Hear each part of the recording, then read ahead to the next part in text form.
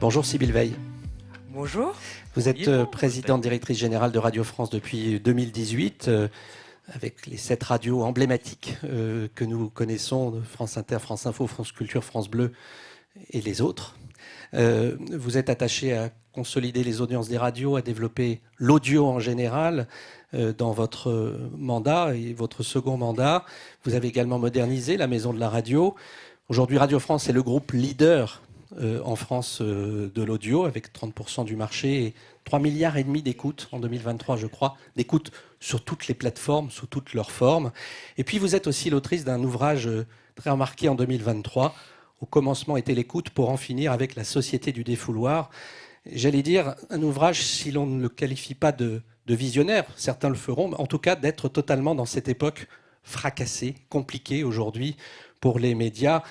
Et pour rajouter au dérèglement évoqué par le président Muselier, le dérèglement médiatique, vous le décrivez précisément dans cet ouvrage. Et si nous sommes très heureux de pouvoir vous compter parmi nous aujourd'hui, c'est que en 2 semaines, Radio France a été victime dans le monde entier de 2 actes de censure majeurs. Le premier en Chine, je crois, où Apple a enlevé de son App Store l'application Radio France, apparemment parce qu'un podcast n'avait pas plu.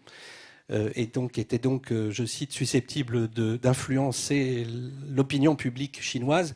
Et puis en Russie, où, comme 80 autres médias, les sites internet de Radio France ont été interdits et bloqués en Russie. Comment, en tant que président de médias, vous avez réagi à ces 2 actes hostiles ? Alors évidemment, la première réaction qu'on a en tant que dirigeant de médias, c'est de penser aux équipes qui sont sur place. Donc on a renforcé le suivi de leurs conditions de sécurité. Mais ça nous a beaucoup interpellés et je vais vous dire pas beaucoup étonnés. On sait que la décision prise par la Russie s'intègre en fait dans les épisodes d'une guerre de l'information qui se déroule en Europe maintenant, dans nos pays depuis quelques années et singulièrement depuis le début de la guerre en Ukraine. Et ça fait suite à une décision prise par l'Union européenne il y a quelques semaines, mi-mai, au moment des élections européennes, quand 4 médias russes ont été interdits de diffusion pour des raisons tenant à la propagation de fausses informations sur les territoires européens. Sputnik, RT France, etc. Etc. Donc ça montre qu'on vit aujourd'hui dans une véritable guerre de l'information, que nos médias à nous ont un rôle qui est absolument critique dans cette guerre-là. Le coût de production d'informations et de leur diffusion diminue au fur et à mesure que les nouvelles technologies se développent, en particulier celles d'intelligence artificielle. Nos médias devront traiter ce phénomène, à la fois parce qu'on peut y être instrumentalisé et parce qu'on doit éclairer les citoyens sur la désinformation qui aujourd'hui se développe.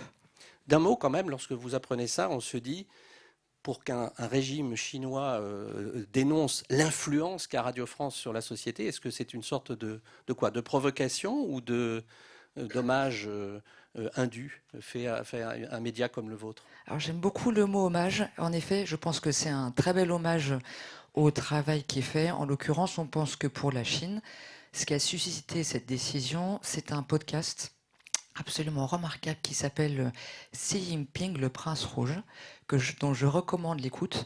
C'est un podcast en 9 épisodes qui décrit l'accession au pouvoir de sa jeunesse jusqu'aux dernières années de Xi Jinping et qui a un véritable récit narratif sur les enjeux de pouvoir. Et ça a pu être fait parce que la journaliste qui l'a monté, Dominique André, était correspondante en Chine. Donc elle a obtenu des paroles qui sont devenues aujourd'hui extrêmement rares. Et ça montre bien le rôle des médias. Et la vitalité d'une démocratie se reconnaît à la protection dont les médias bénéficient. Alors il y a cette guerre au plan international, et puis dans votre ouvrage, vous décrivez cette société du défouloir qui mine nos villes, nos familles, nos espaces, nos territoires, nos entreprises. Pouvez-vous nous la décrire en quelques mots ? Alors je dirais que ça résonne tout à fait avec ce qu'on est en train de vivre aujourd'hui, puisqu'on est dans un moment où la polarisation politique apparaît de manière assez forte. Et il y a quelques mois, le Forum économique de Davos citait parmi les 3 risques mondiaux majeurs la polarisation. Et la polarisation et le défouloir, ce sont les 2 faces d'une même médaille. En fait, on voit ces dernières années comment les réseaux sociaux ont systématisé l'économie de l'attention et ont développé des algorithmes qui mettent en avant les contenus qui suscitent le plus d'engagement, le plus d'émotion. C'est souvent la haine, c'est la colère. Ces algorithmes visent aussi à continuellement vous pousser des contenus qui ressemblent à ce que vous avez déjà vu. Ce sont les fameuses bulles de filtre et qui conduisent progressivement à polariser les opinions.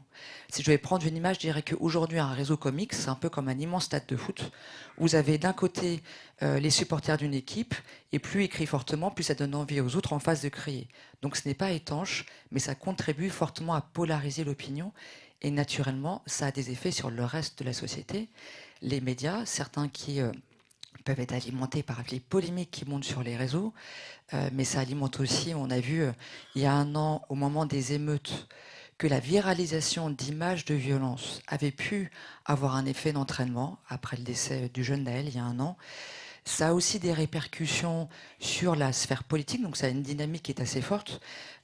Aujourd'hui sort dans l'Express une étude d'un économiste, Yann Algan, qu'il est venu présenter il y a quelques jours sur l'une de nos antennes.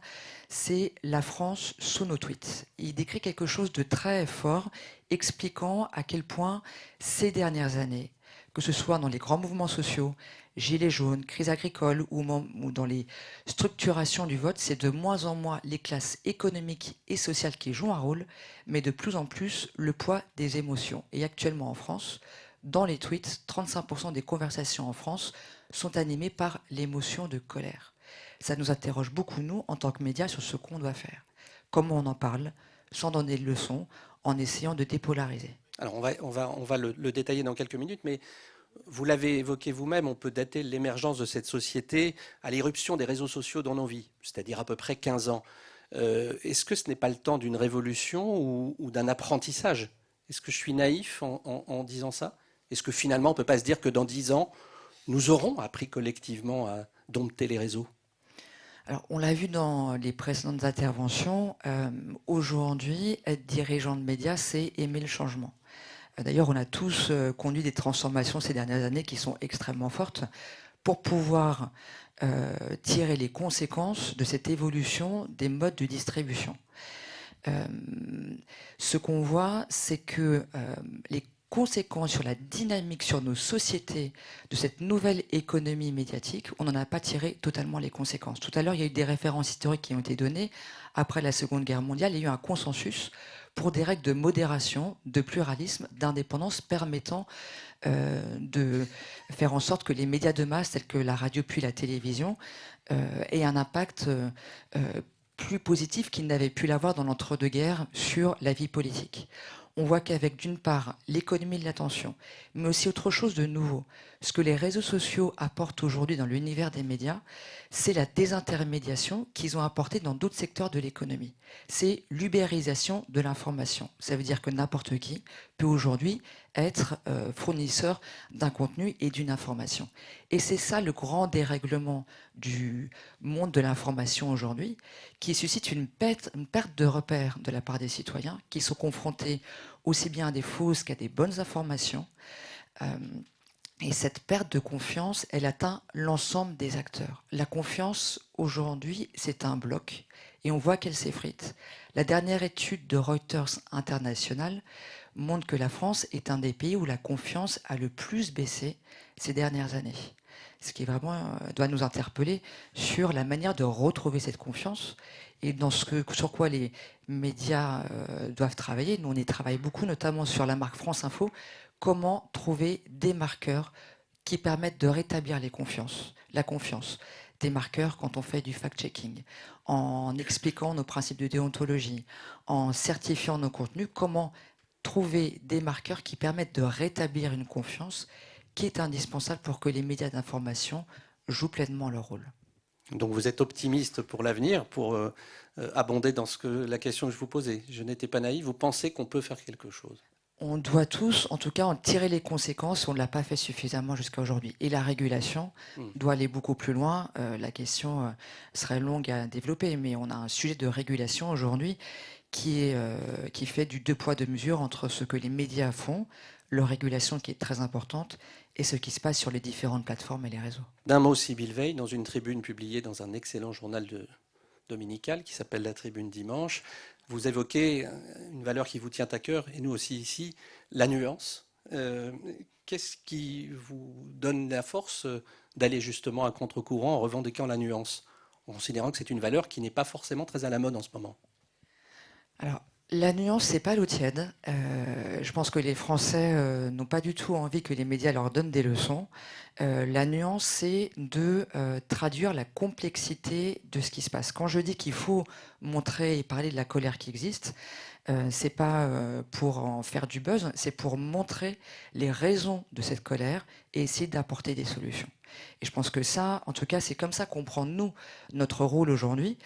Et le risque de déconnexion, il est moins avec les réseaux sociaux aujourd'hui qu'avec toute une partie de la population qui ne se sent pas représentée dans ces centres d'intérêt et ces questionnements. On l'a beaucoup vu au moment des Gilets jaunes, et moi, ça m'avait conduit à développer fortement le réseau des 44 stations locales France Bleu, qui sont des médias locaux qui ont ce rôle-là, de rendre visibles les sujets de préoccupation des gens qui, aujourd'hui, pour beaucoup, sont lassés de la polémique, de la violence des réseaux, du défouloir en général, et qui veulent qu'on puisse reparler de leur vie, de leur quotidien, et leur apporter une compréhension de la complexité du monde qu'on est en train de vivre. Merci infiniment, Sybille Veil. J'invite donc les lecteurs à lire La Tribune Dimanche et votre tribune, évidemment, et puis à lire également votre ouvrage. Merci infiniment, Sybille Veil. Merci beaucoup.